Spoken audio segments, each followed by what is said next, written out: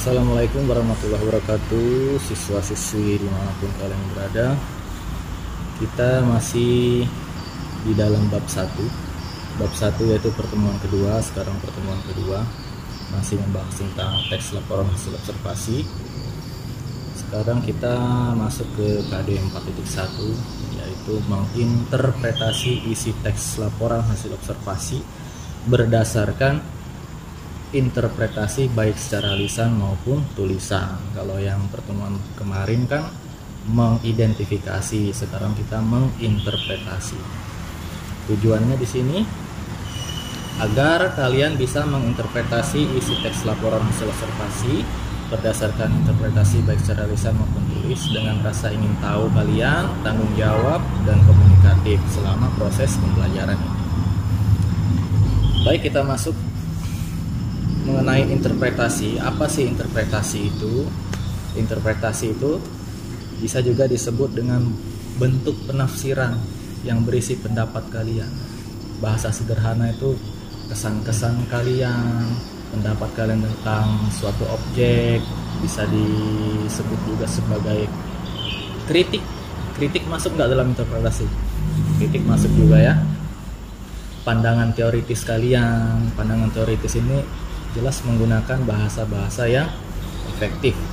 Interpretasi bisa juga dilakukan pada berbagai hal, seperti contoh lain bisa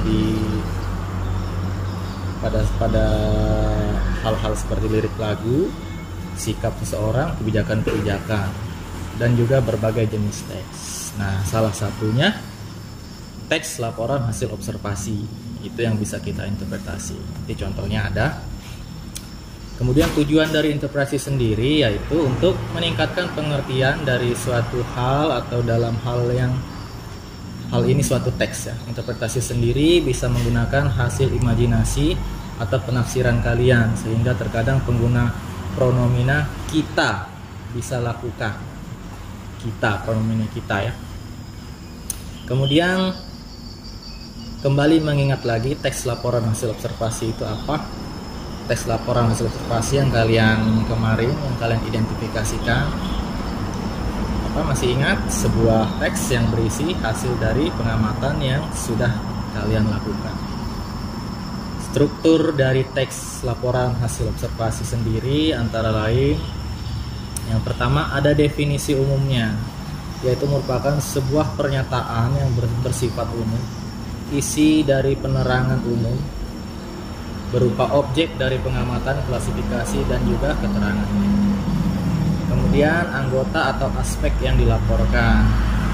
Dalam hal ini bisa ditentukan dengan cara mencari apa ide pokoknya di dalam situ. Bisa ide pokok deduktif yang berasal dari awal paragraf dan ide paragraf induktif yang berasal dari akhir paragraf. Induktif dan deduktif ya. Kemudian kita masuk ke contohnya ya.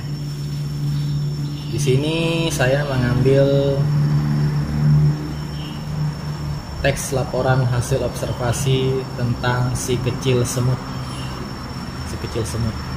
Supaya tidak berlama-lama lagi, kalian bisa pause juga di sini. Supaya kalian bisa lebih lama membacanya ya. Sekarang kita coba melihat hasil interpretasinya dari teks laporan hasil observasi tentang si semut kecil tadi. Itu bisa kalian baca di situ hasil interpretasinya. Ya, ini contoh menginterpretasi ya. Hasilnya di situ, semut menjadi salah satu jenis serangga yang hidup berkoloni. Coba kita amati baik-baik. Semut selalu berjalan beriringan bersama kelompok atau koloni.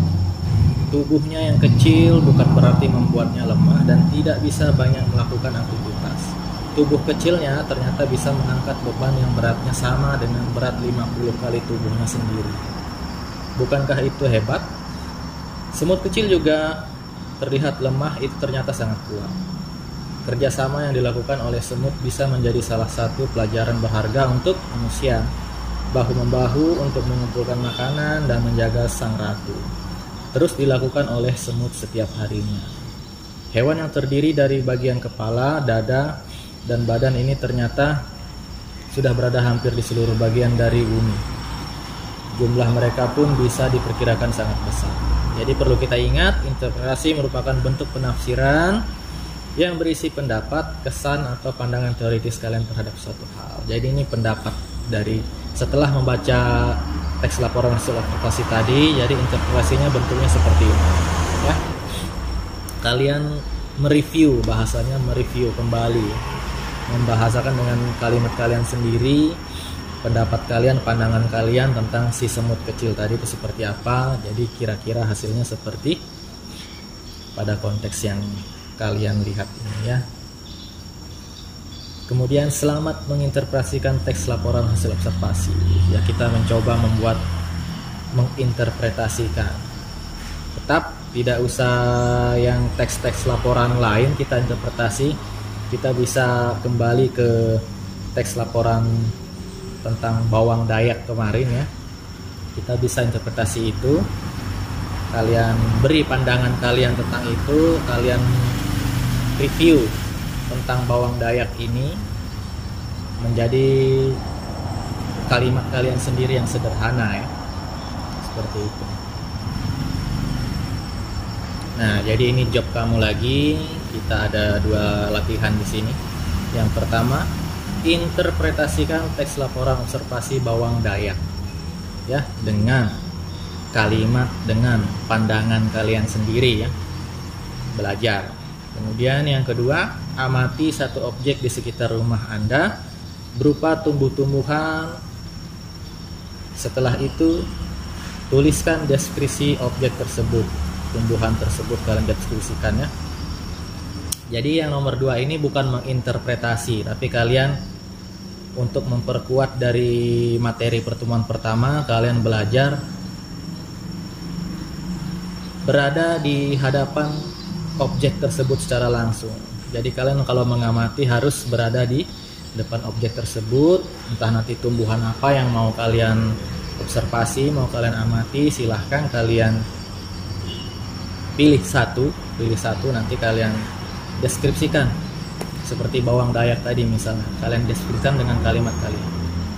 Jadi yang nomor 1 tadi kalian menginterpretasikan tentang bawang Dayak. Kemudian yang kedua, kalian mengamati objek. Kalian cari objeknya, kalian tulis. Boleh ditulis kertas A4, kalau mau ditulis di buku tulis juga boleh. Seperti biasa, kirim ke email saya. Jika ada pertanyaan-pertanyaan yang ingin ditanyakan, mungkin belum terlalu paham mengenai interpretasi, ingin dijelaskan lebih mendalam, silahkan kalian komen di deskripsi ya. Nanti insya Allah saya bantu jawab di sini jelasnya lagi ya.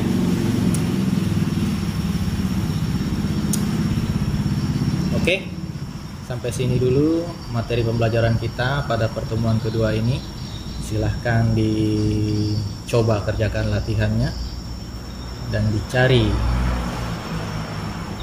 objek pengamatan kalian selanjutnya, tumbuh-tumbuhan apa yang ada di sekitar rumah kalian. Tidak usah jauh-jauh, cukup satu tumbuhan saja kalian deskripsikan, kalian tuliskan, kalian uraikan. Baik, terima kasih dulu. Nanti kita bertemu lagi di pertemuan berikutnya, di pertemuan ketiga. Sekian dulu, assalamualaikum warahmatullahi wabarakatuh.